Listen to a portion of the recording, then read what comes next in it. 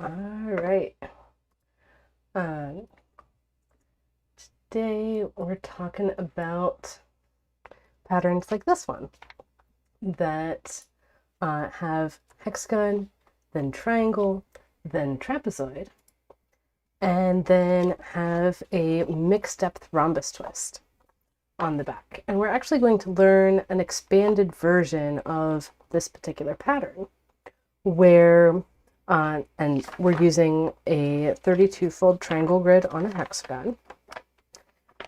And so this center at this density is day 25 of Advent of Test 2023. And we'll see this tiling again in Advent of Test 2025 this year. And welcome early, welcome Chris, glad y'all could join. And so I wanted to do a video because I haven't done one before. I did one last year, I think, on designing patterns in this tiling, in a variety of tilings that start with hexagon, then triangle, then trapezoid. But I hadn't done one yet that actually teaches the pattern. And I've done some of this in my office hours. This would have been, excuse me, either a basic twist bootcamp or a tessellation starter sequence office hour. And we'll return to this in the end to see how the pleat management changes with the increased density. And welcome everyone in the chat. We're going to get started with our open hexagon twist in the center. And I should mention this is a pattern called trophy room. And this move of adding an extra space between every twist is something that generally works for any pattern in this particular tiling using the mixed depth rhombus twist. It'll also work for patterns that use the threefold mixed depth hexagon. And I'm less certain that it'll work for patterns that use the threefold mixed depth, the twofold mixed depth hexagon, because those resolve the third position of rotational symmetry in a twist, whereas those other two that I mentioned have two of the positions of symmetry inside of twists, and the third is just in an empty space that can be whatever size it's going to be. And so with this open hexagon, and I am jumping straight into saying put in an open hexagon, and that'll be with the mountain folds one space above the corner of the twist. And fun fact, this particular pattern does work well in the denser spacing with a standard grid. You get full repeats and a little bit past it with 40 grid divisions. But right here, we're using 32. And I'm going ahead and saying, okay, put in this twist, put in that twist, because this is an advanced pattern. And so if you're not comfortable putting in these basic twists, then you'll need to go and practice some simpler patterns before attempting this one. So once that hexagon is in, we're going to flip over and put in closed triangle twists at tube pleat spacing. So my closed triangle twist has its corner right at the open hexagon hole. I see two spaces between parallel mountain folds on that side, two spaces between parallel valley folds on this side. And that's something that's special for the open hexagon and closed triangle twist combination, that you see the same spacing between mountain folds here as between valley folds here. And we're going to do that. I'm going to work my way around clockwise on each of the 6 pleats, putting in pleat overlaps there. So this is already a distinction from the maximum density needed for trophy room, because at that maximum density, these new pleats would be passing through the triangle if nothing was done to stop it. But you can do a compound wrap and get away with putting in all of those triangles without folding through any twists.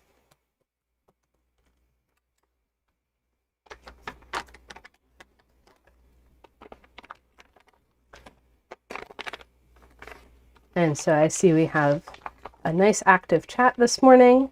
Welcome everyone.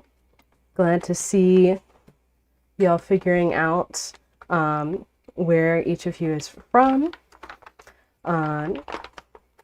And by the way, for this last triangle, I am interrupting this existing pleat and putting in a compound wrap.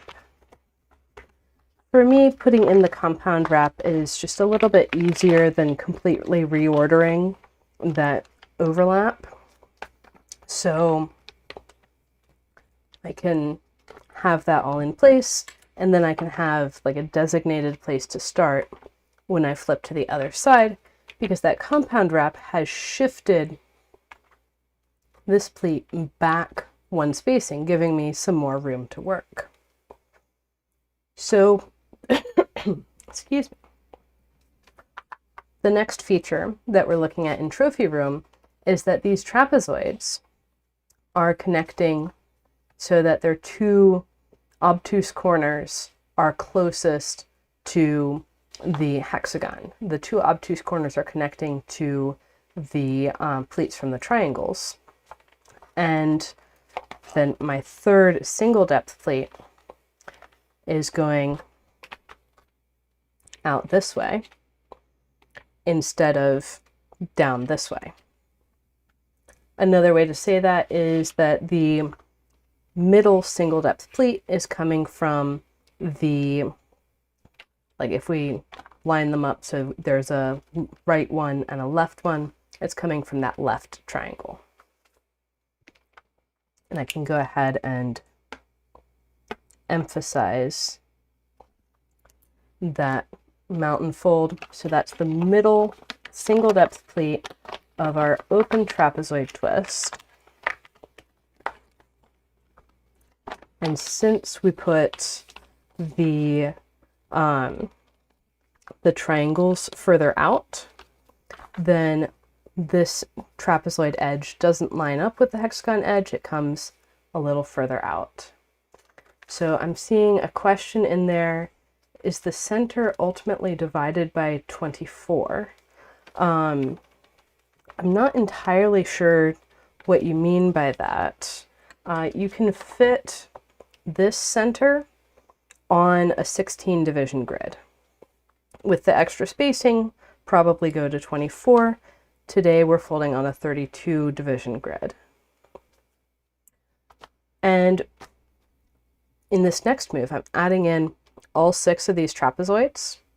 I'm going to use one of those advanced wraps that I talked about last week, where once we have our trapezoid set up, we've got this pleat overlap here where a single depth pleat is overlapping a double depth pleat. And so we can open that up, let the valley bounce around. So the valley is hitting the mountain of the double depth pleat, bouncing down to the valley of the double depth pleat, then bouncing again, and the mountain is following one grid spacing away. This would be a single depth over double depth compound wrap. And then we can squash the new trapezoid. And now that we know exactly where that's going to go, we can go ahead and say, okay, that valley is coming up through here. And I can go ahead and start by putting in that compound wrap. And then open the pleat overlap from those two triangles. And put in the new open trapezoid twist. So it's kind of crazy that going from densest spacing to one space further out really explodes this flagstone motif and separates all of the edges.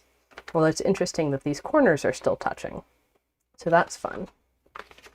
Another way to think about that compound wrap is if you go ahead and fold the overlap and get the trapezoid in place.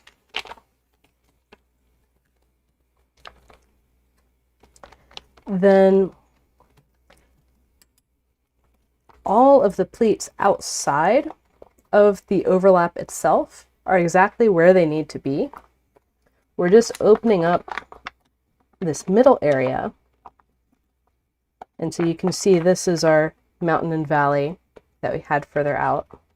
We're opening up the middle area to let the folds do the wrap, and we have those same mountain and valley folds on the other side. But it can be easier just in feeling what the paper wants to go ahead and put in the wrap when there's not so many constraints on the paper.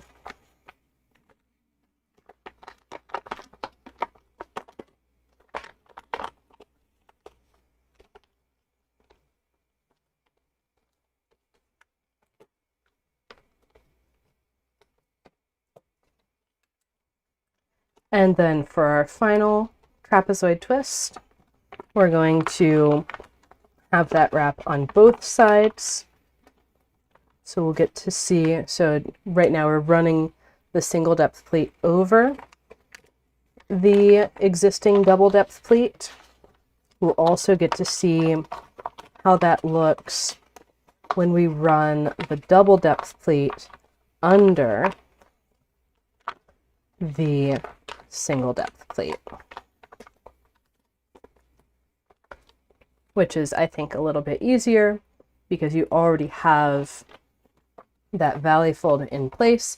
You just need to respect that and let the valley wrap around.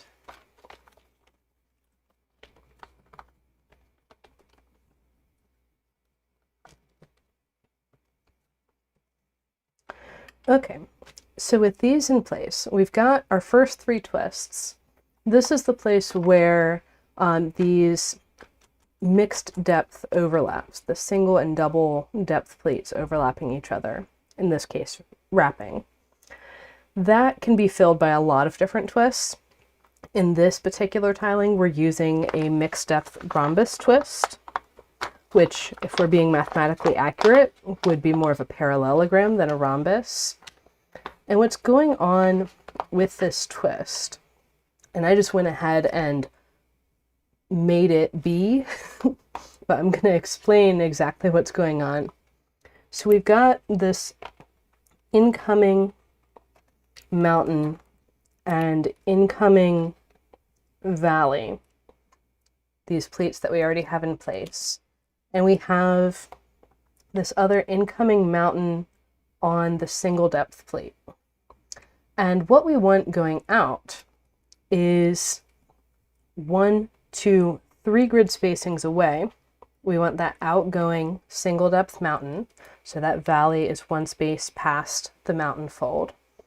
And our new mountain of the double depth pleat is going to be precisely in between the mountain and valley of our incoming double depth plate. So outgoing mountain is in between those two, and the valley is symmetrically on the other side of the incoming mountain. So these double depth pleats are kind of interpenetrating, which is weird for twists that actually fold flat. And then we can squash.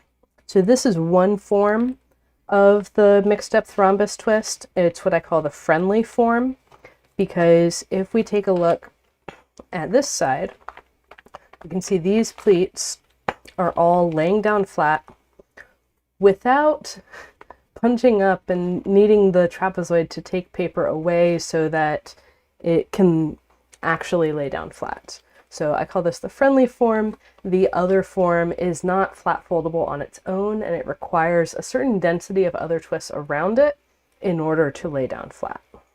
So you'll notice that we resolved one of our wraps into a mixed depth rhombus, and we did not cause any new overlaps. And we can do that all the way around.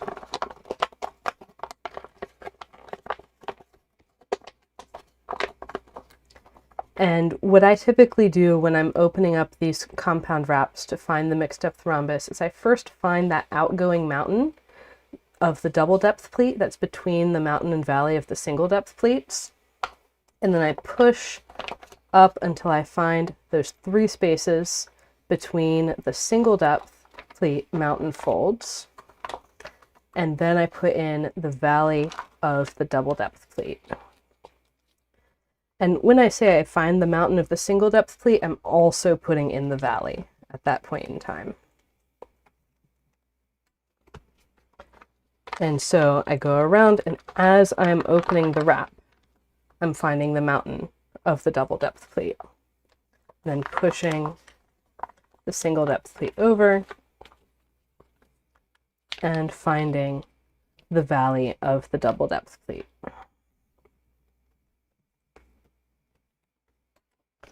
So it becomes a fairly quick operation to find these twists once you've, practiced them a couple hundred times.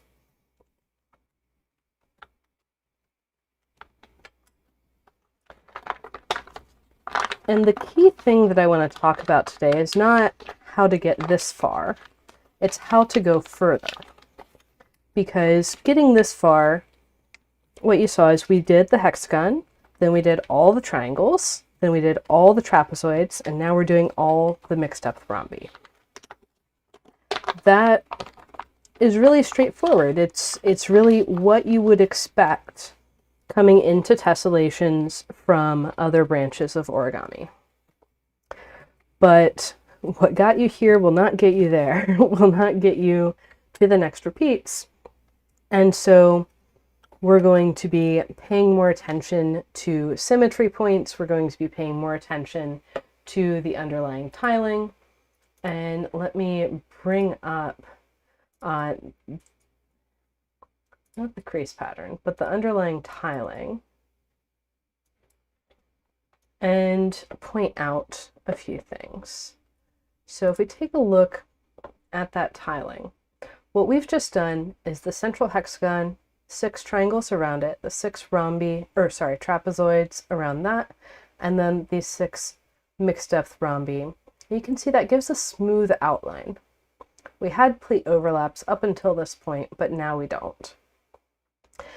And can you see the next smooth outline? Because I don't. It's actually a little bit of a trick because there is a smooth outline that's just beyond where I stopped drawing these twists for this little representation of the tiling. And that is, if we say this hexagon is the same as that hexagon, because all of the hexagons are the same, and they're all positions of 6-fold rotational symmetry. And this hexagon is the same as that hexagon. So we've got these 2 pairs. I can draw a smooth line here and then turn and come out this way.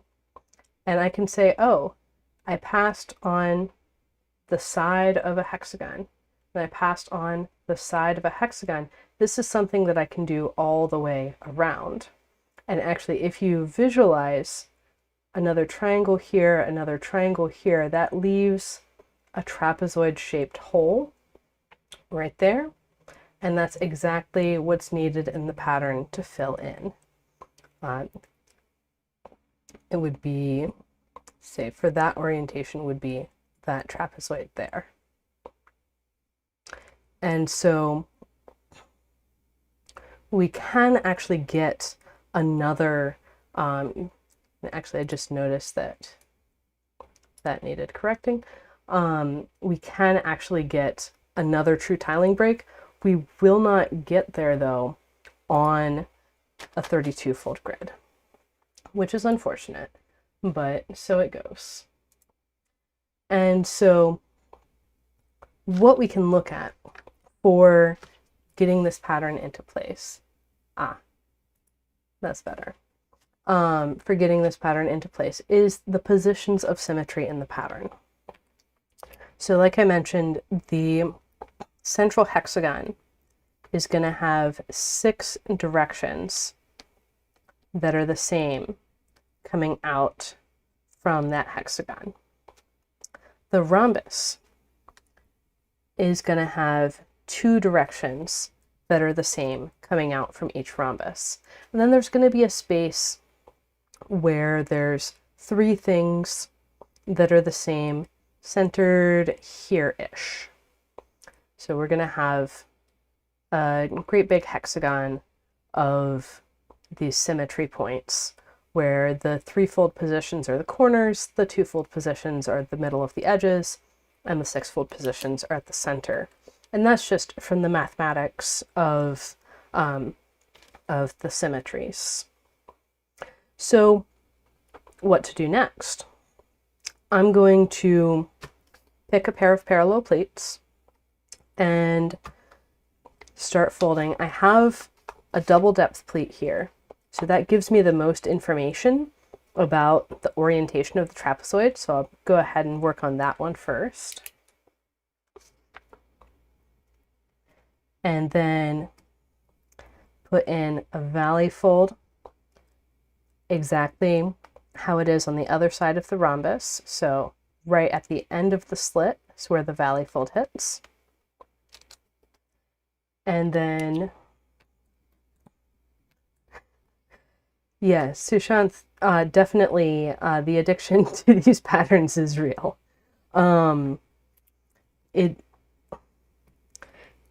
It's kind of a developing relationship where the more I figure out, the more I can figure out. And I haven't found any limit to it yet. And so I'm going to keep going.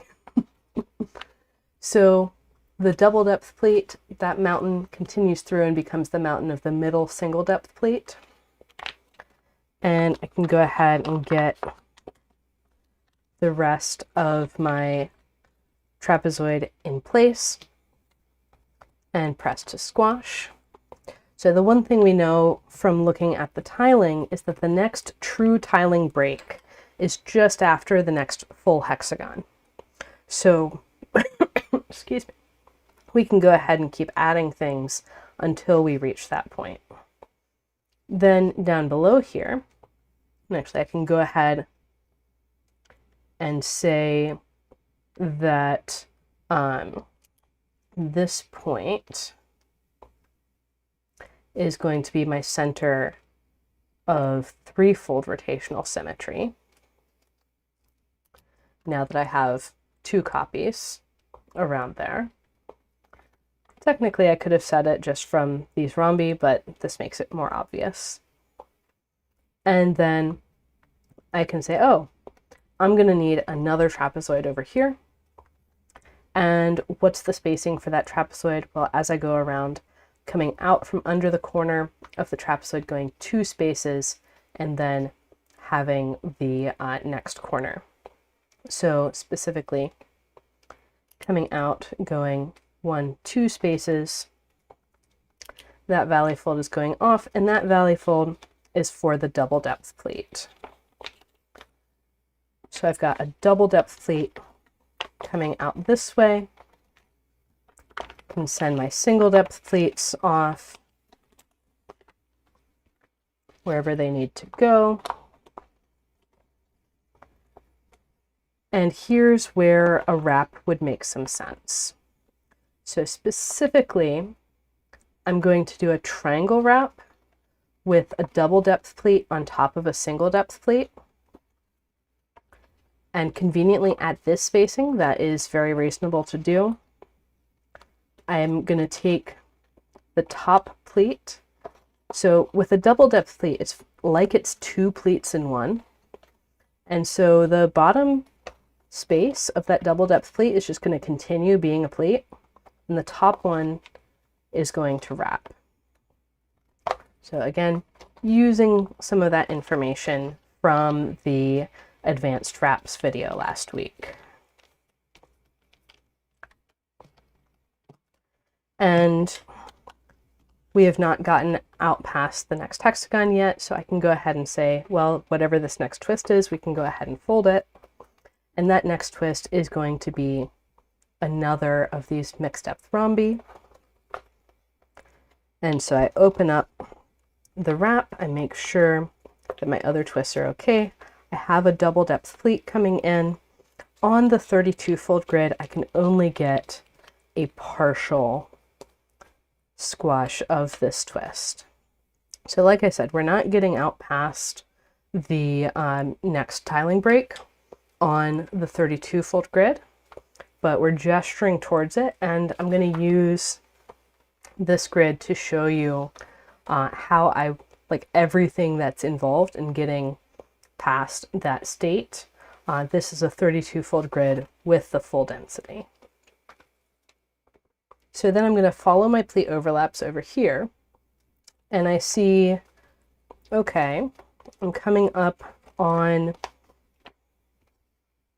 this mixed depth rhombus. I can see on the other end of the mixed depth rhombus, I have a triangle twist that's kind of on this pleat that's crossing over this vertical fold. So I'm going to want one of those here as well. I'm going to need a triangle, and I have options at this point. I can do a triangle wrap. Again, I've got that double depth pleat crossing a single depth pleat. I'm going to wrap one spacing of that pleat, and the second spacing is going to continue going out. Or I could lay that triangle down as a three-way intersection and go fold the trapezoid on the other side first.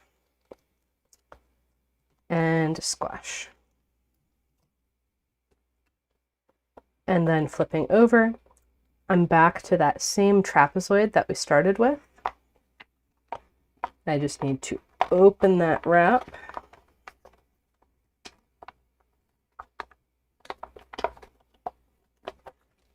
And find my remaining single depth plates.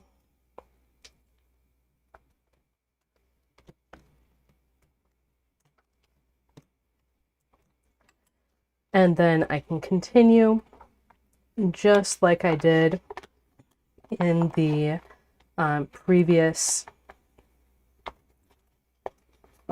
set of folds, where I'm putting in the third trapezoid around my position of symmetry, getting a wrap in place that's holding the spot for my mixed depth rhombus.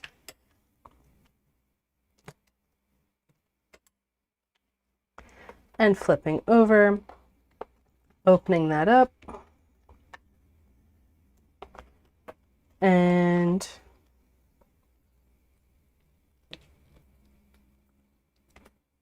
squashing that mixed depth rhombus, which, if we had more grid, would be causing some problems with the plates down here, but I'll show that on the denser version in a moment. So flipping back over, actually staying on this side rather, we've got the triangle and the triangle wrap of the double depth pleat over the single depth pleat. So only one of those pleat depths is wrapping, and can squash the triangle and come back and squash the trapezoid. And I'm going to mention we're going to see a lot of those wraps that are turning into trapezoid twists in Advent of Tess this year. So let me just speed run this to get us all the way around the center. We've seen these exact steps already. So I'm putting in the new trapezoid twist with a wrap to get that double depth pleat over the single depth pleat. And the reason why I'm wrapping instead of overlapping, I mean, I could fold the double depth pleat all the way and then fold the single depth pleat. That would work.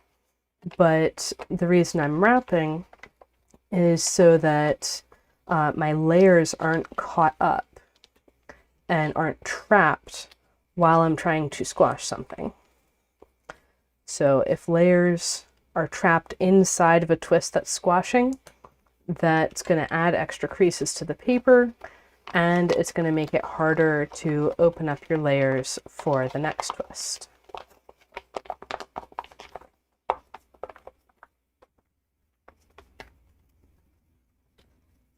And so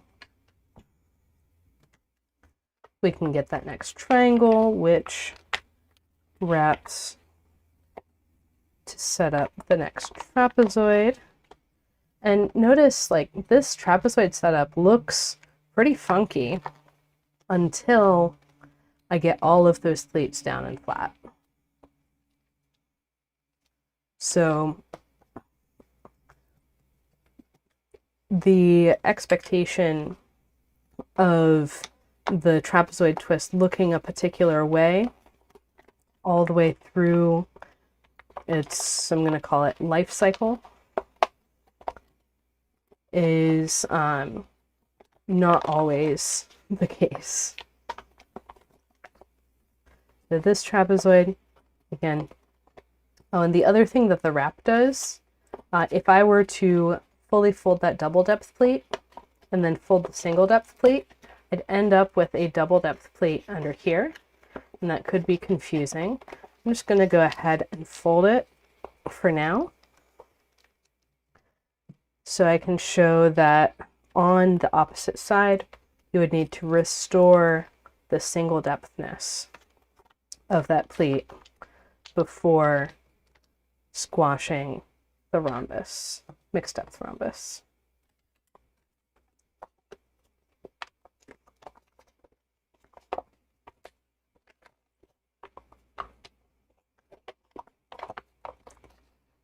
And so as I'm working around, I'm getting close to the last set of parallel pleats that I'll be working on.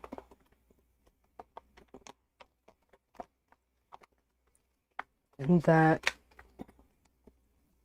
means I'm getting close to the final steps.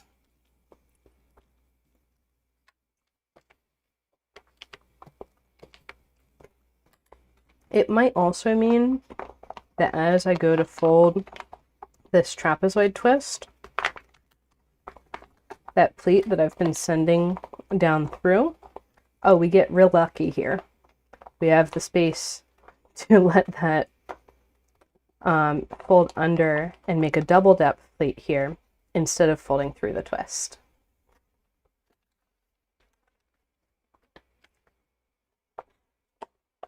And yeah, I'm really glad that all of y'all can join live too. Seeing all of your comments makes the folding more worthwhile to see that people are appreciating it. So thank you.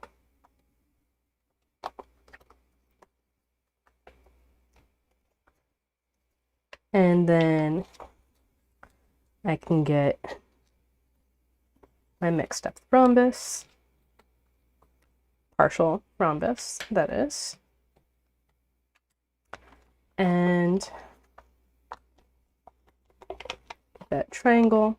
And here, if I am running this wrap, I'm running that pleat all the way through, that is going to fold through a trapezoid on the other side.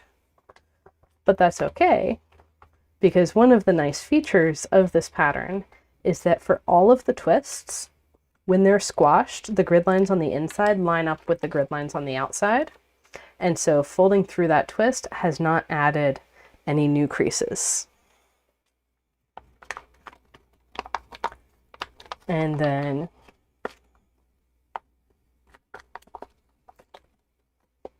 adding in that next trapezoid gets away from that overlap.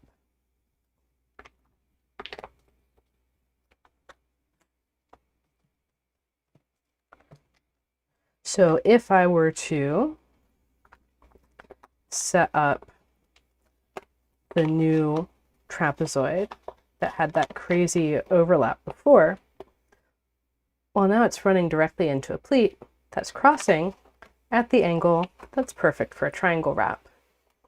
And so that's actually somewhat easier in the last repeat than it had been before. I can get this trapezoid into place and flip over to get my mixed depth rhombus.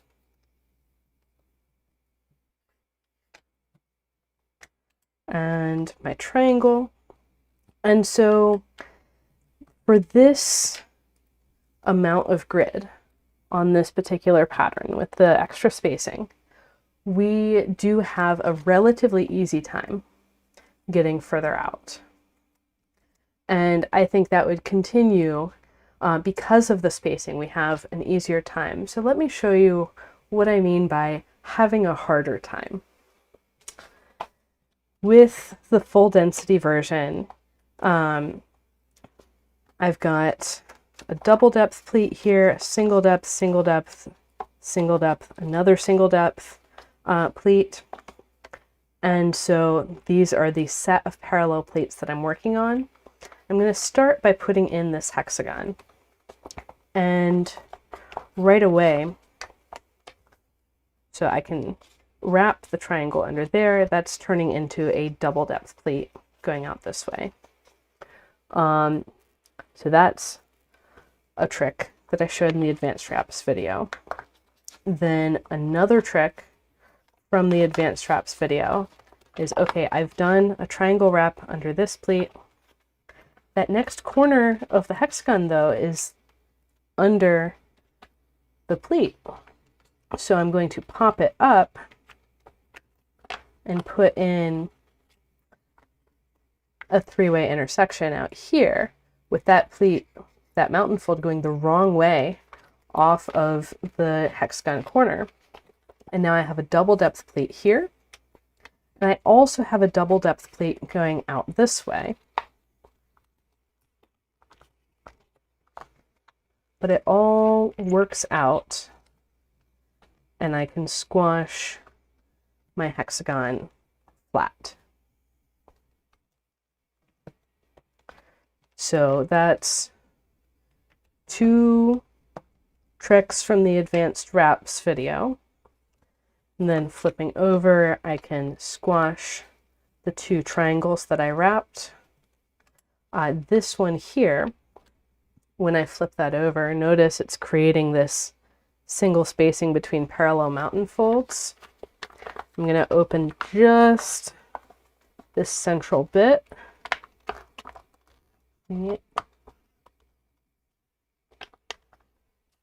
To get that in place.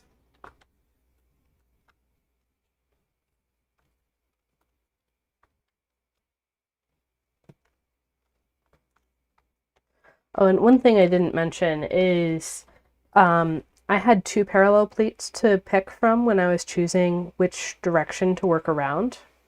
And you could have picked the other one. It would have led to a lot of overlaps that we weren't ready to deal with yet. But there could be arguments for doing it either way.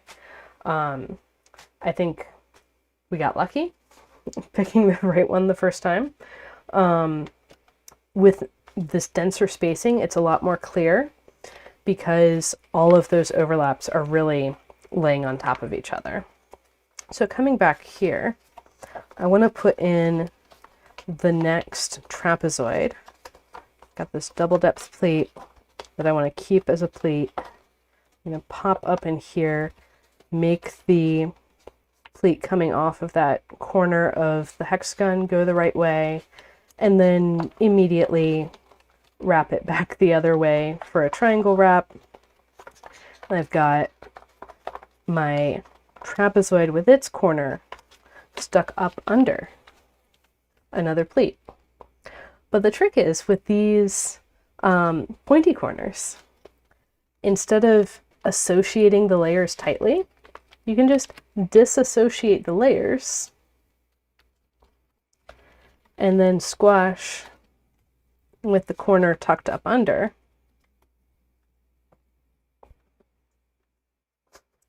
And it works just fine, surprisingly. And then I can go and take that triangle that I wrapped. That was a wrap with the double depth pleat coming out of it, and get that squashed. So in here, I would want to do my my mixed depth rhombus next.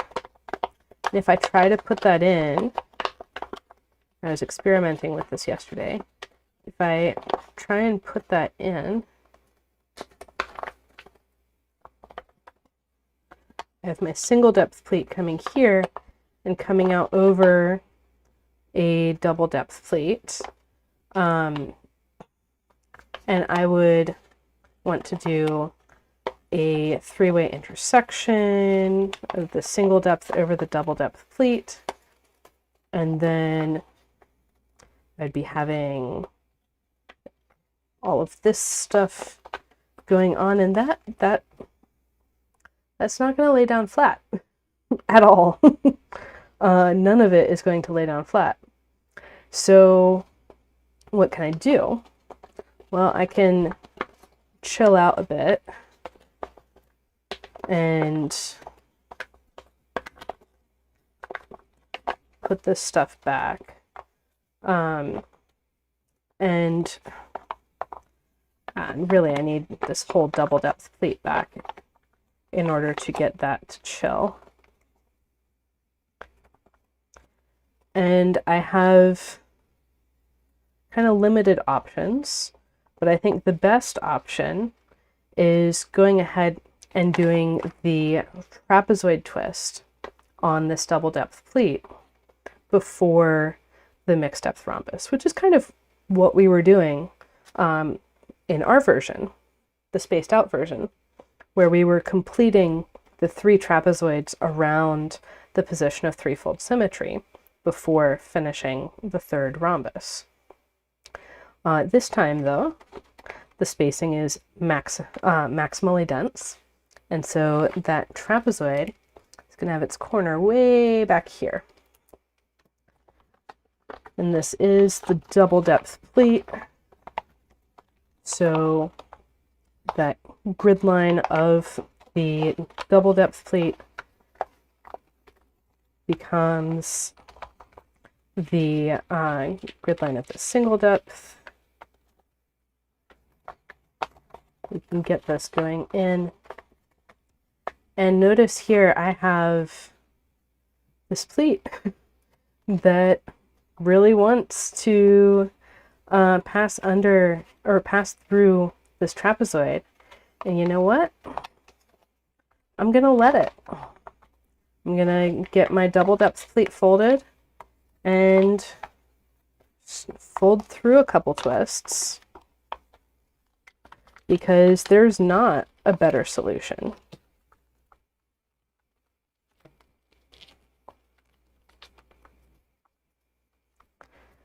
And so I can get that squashed, and then opening up and flipping over. Oh, yeah. Yeah, one of the things I wanted to emphasize with this tutorial, and I'm glad that this is useful for you, Erlo, is that there are times when the normal folding methods do not work, where we want to fold something one way and are not able to. So here, I would love to not have this pleat run through twists, and I can do a compound wrap and get it to run a little further out, but that's still going to run through several twists, and that's okay. And there's going to be two ways available to squash this mixed depth rhombus.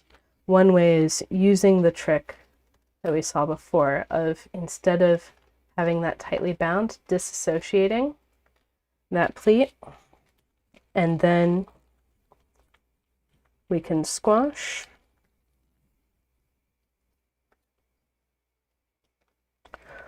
Or the alternative way would be to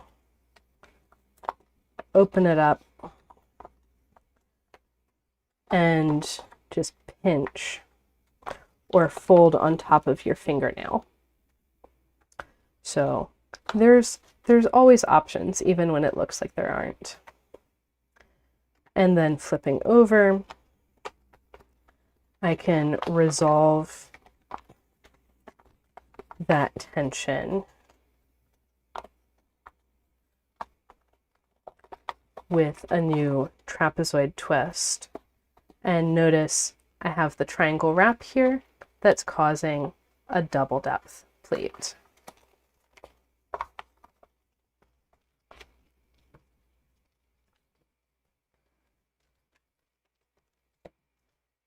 And then I still have the tension where this pleat is folding through existing twists, and that's going to be resolved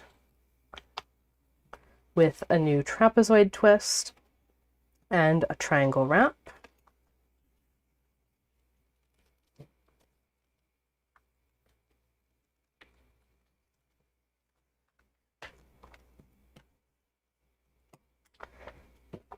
And then flipping over, we can squash the two triangles that were wrapped in recent moves.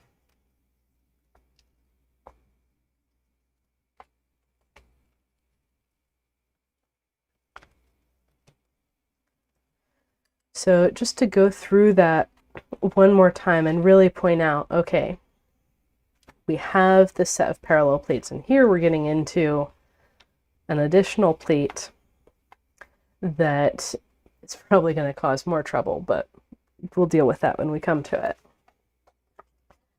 And so we're dealing with all of these different pleats coming all the way from really close in to the center, all the way out to the edge of the paper to get to the next tiling break.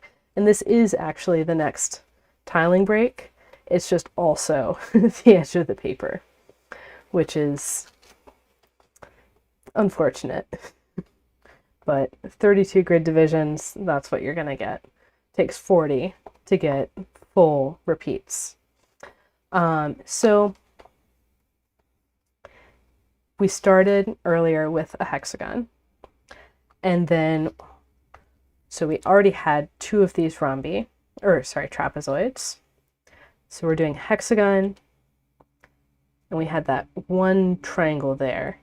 So hexagon and two triangles, and then trapezoid, and that's another two triangles, a mixed depth rhombus, two trapezoids, and another triangle. All of that on each edge just to get to the next tiling break. Kind of ridiculous. And then you realize that after this tiling break, there's no more ever in the entire pattern. So that's why I only folded this one out to one ring of repeats around the center. That, and I would love to fold everything with many repeats, but finite time on this planet. It's the perennial problem. I am a human with a limited amount of time and energy.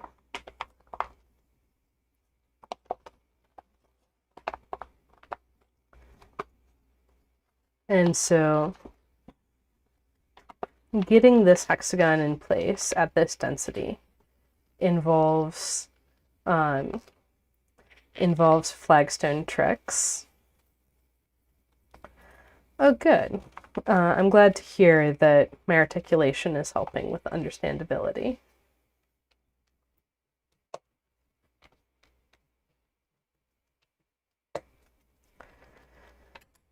Yeah, it's definitely something that I focus on to speak clearly and be easier to understand. The other thing I focus on when I talk is being specific. So I'm always talking about not just this triangle, but the triangle that is between specific feature A and specific feature B. So a lot of that is intentional. I'm glad that you appreciate it.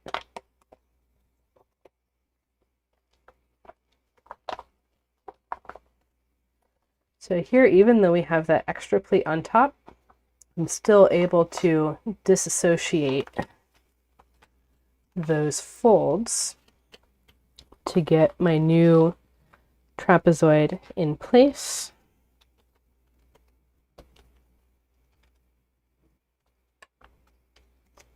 And then flipping over, I'll get the triangle.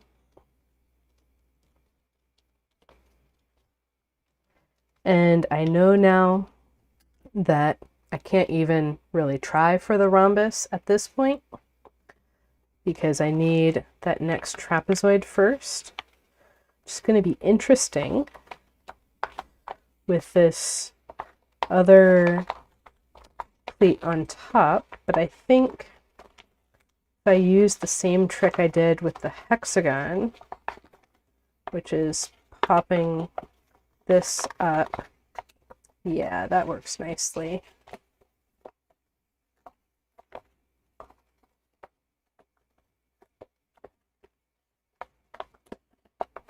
And then I can have that as a double depth pleat, this as a double depth pleat, and the single depth pleat running through existing twists. You'll notice that this pleat that's running through existing twists, I'm just continuing that far or so, just enough to hold it firm, and then the rest can open up.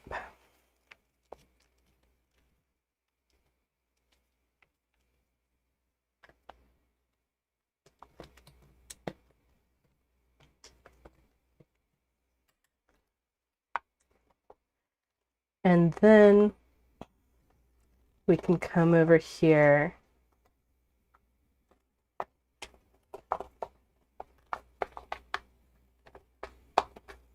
and get the rest of the mixed depth rhombus in place.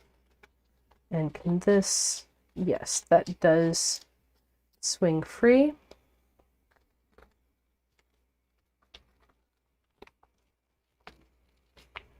And so we can squash that.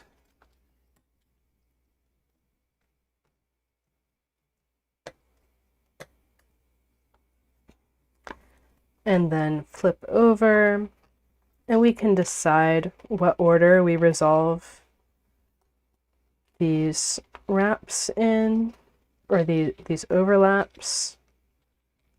I'm going with the one that passes through twists first this time, but either order works.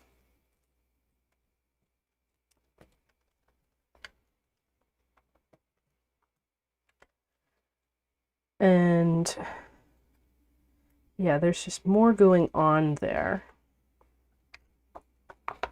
I need my next trapezoid here. That's one thing, when I did that trick with disassociating the pleats over the corner of the mixed depth rhombus, that corner of the twist ended up being pushed down. So now on this side, I need to push it through to get the valley fold in the right place. And then I can find my new trapezoid, but I still have a bit of a mess over here.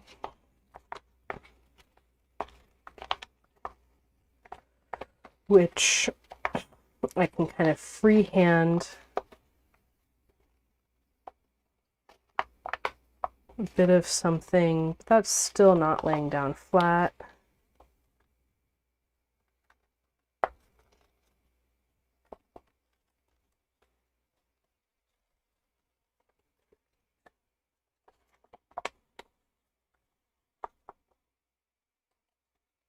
I think the reasonable thing to do here is just to air fold this trapezoid.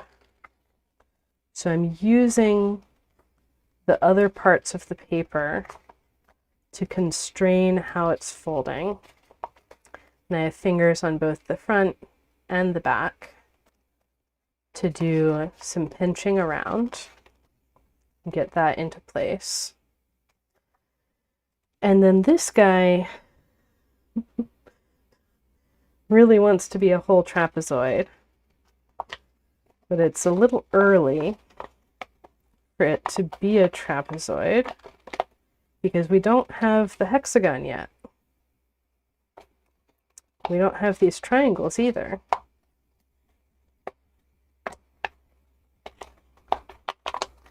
So I can get it to lay down most of the way. Let's see what I can do with these triangle twists. If that one, it does a, wait, it would be up here, and then compound wrap.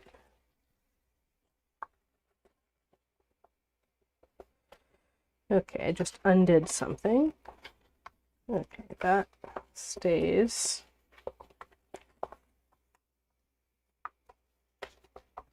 Okay, progress. And then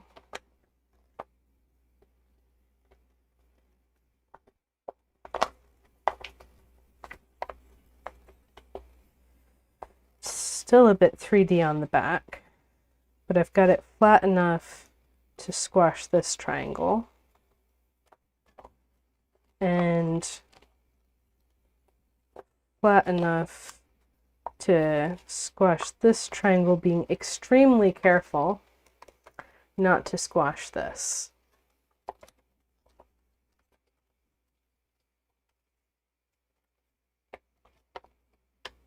And we'll come back with the bone folder later.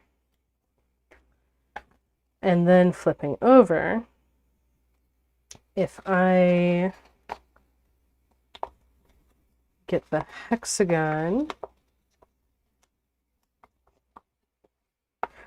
So one of the things I wanted to show here is that these advanced moves, these advanced tilings, are extremely experimental in how they're folded. So I can tell you, okay, here's what the tiling says, here's where you need to get, but how specifically to get there, that might depend on the pattern. So this hexagon, I can go ahead and squash, again, folding up in the air because things are not settled enough to squash on the table.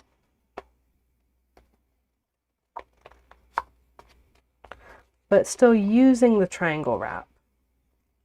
to get this next trapezoid in place enough to start squashing.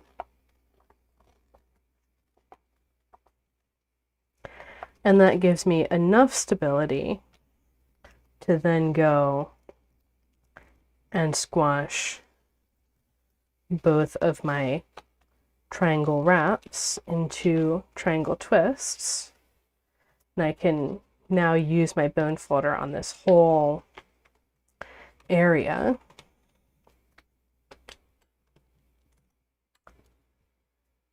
And then I've got that next mixed depth rhombus.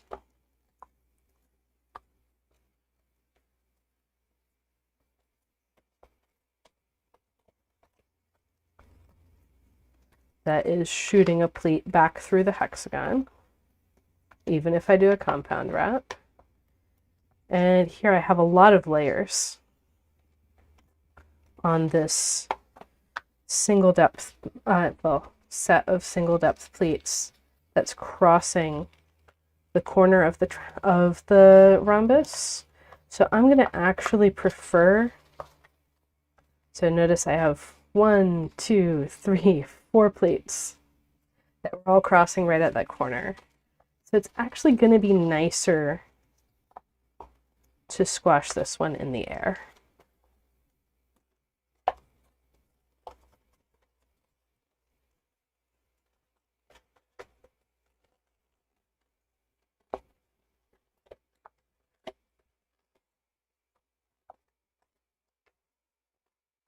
So I'm still using the tiling. I'm still folding one twist at a time, but it's getting a bit more complicated as I reach the end.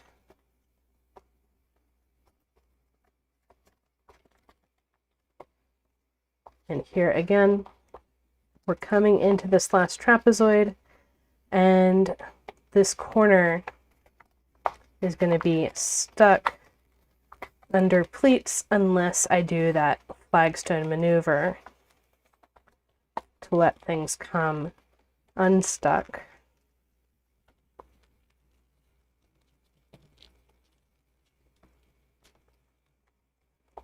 And squash.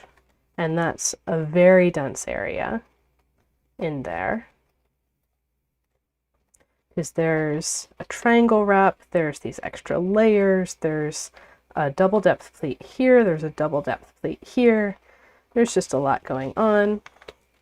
I can actually use the bone folder on this, but I'm just lightly using it because, again, so many layers, it's really easy to smear things.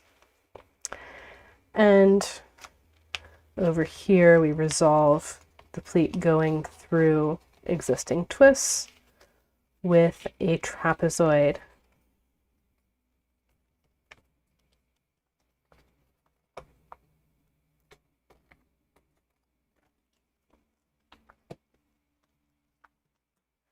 And a triangle.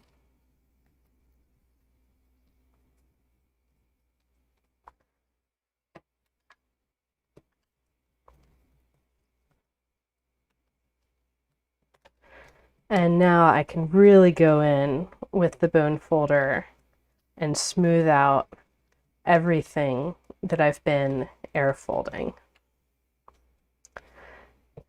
And then we have this mess, which is going to, oh dear, it's going to need a triangle on that.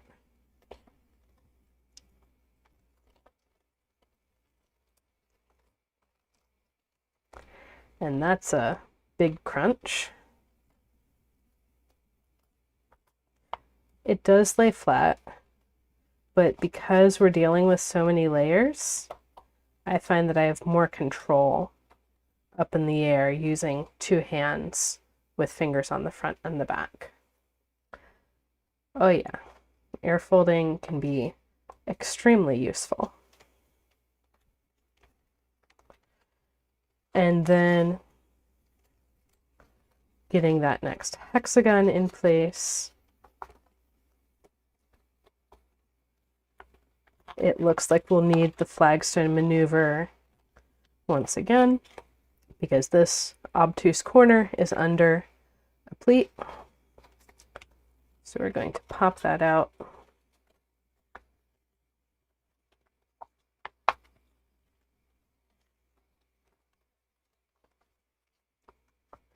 And remember, that causes a double depth pleat in here and a double depth pleat in here. And one over here from the triangle wrap in there for good measure.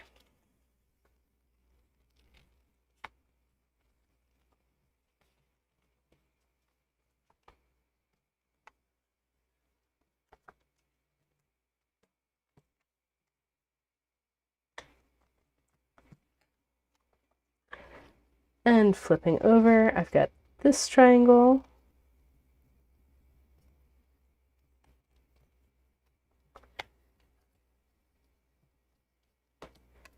And that triangle. And remember, when it stands up, it creates this single wide tube. And pop that in place. And squash. We're coming around resolving lots of things. We've already got the mixed depth rhombus here, which means it's down to the last trapezoid and triangle.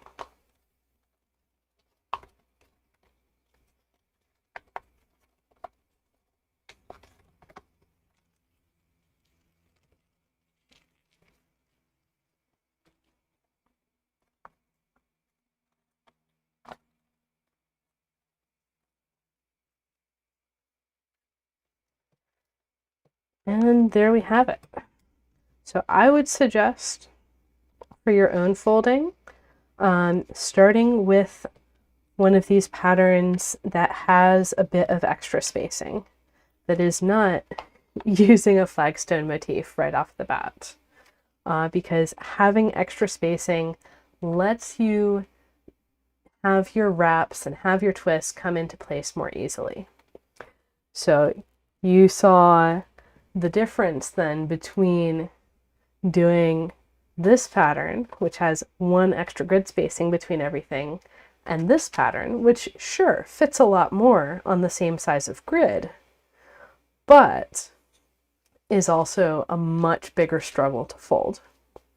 So that's what's going on with the Pinwheel Rhombus two-fold tiling. So I call it pinwheel because actually this is a great view of the tiling itself. So we've got the hexagon, we've got the triangles, we've got the trapezoids. I think that looks like a pinwheel. And then you've got rhombus, two-fold or some other position like I did in the live stream of Slingshot 2 weeks ago. You've got your mixed depth hexagons, either two-fold or three-fold or asymmetric positions, because they also have that next tiling break that can be used to create different tilings. So that's what's going on with this tiling, with this trophy room pattern. And again, if you want to see a tutorial of just that center chunk, that's Advent of Test 2023, day 25. And there's going to be a lot more patterns that use this tiling coming up in Advent of Test this year. This is something that I'm going over also with my Tessellation Academy students this coming month, because we're going to be looking at a remarkably similar pattern in the beginner tutorial, and in the advanced tutorial we're using mixed depth hexagon twists. So Tessellation Academy this month is a great place to learn about what's going on with all these different tilings and see some more sophisticated tiling diagrams that show more of the details in these patterns. Yes, Erlu, medallions is the name of the tutorial for the center. And that version, medallions, repeats with a three-fold mixed depth hexagon instead of the mixed depth rhombus. So happy folding, everyone, and see you in the next video. And next time I'll be doing another of my open hexagon closed triangle patterns and kind of cranking up the difficulty within that system.